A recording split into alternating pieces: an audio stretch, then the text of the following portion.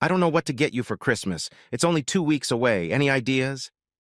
Amy, my wife, was dressed to the hilt for her company's Christmas party.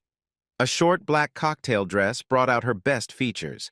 She had risen quickly through the ranks and now made 4 times as much as I did. Missing this party would be the first item on my list, I suggested.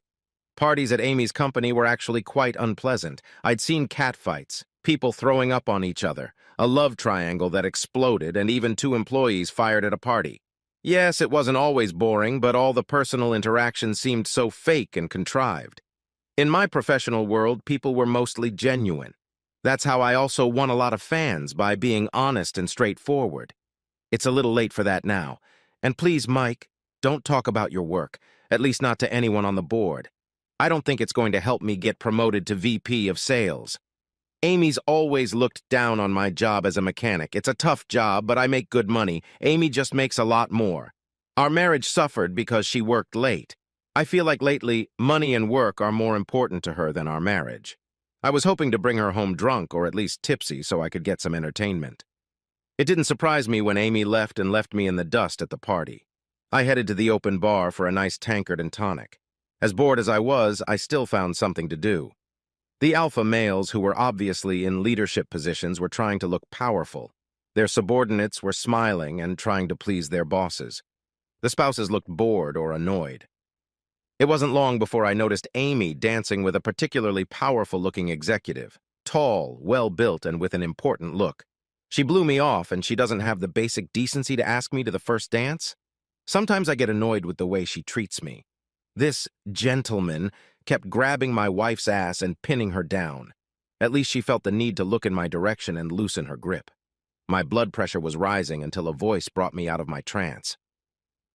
It was happening to me. A man was standing next to me, holding something that looked like a tequila sunrise. I didn't get it. What was what? That hot bitch you were staring at. That's Amy Stern, and I had her. I should have looked shocked, but I wanted more information, so I tried to come to my senses. He looked so proud of himself. I think that was quite an accomplishment for a skinny, pale dude with bald spots. Me too. How did you get so lucky? Oh, she's very motivated by money and promotion. I worked with her when she was a lowly sales rep. She slept with me when I offered her a deal. I once got a hot lead on a good account, and when she got wind of it, she offered to screw me for it. I arranged for 6 separate meetings. We did it after work twice a week. For me, it was worth the lost commissions. He sighed with an expression of reminiscence on his face. That was my last chance. When she advanced, I was left behind. But everyone in the chain of command had her. That's how she gets great reviews and promotions. How did you manage to sleep with her? You don't work here, do you? Oh, I'm her driver, you know, free labor. Quid pro quo. I winked. He smiled. She's been with most of the guys in this room, if you know what I mean. Wow, what a fucking slut, I said, turning toward the door. Where did my husband go? He was here just a second ago. He's not ranting about being a mechanic, is he? Amy looked at Jim, who had gone pale. Was that your husband?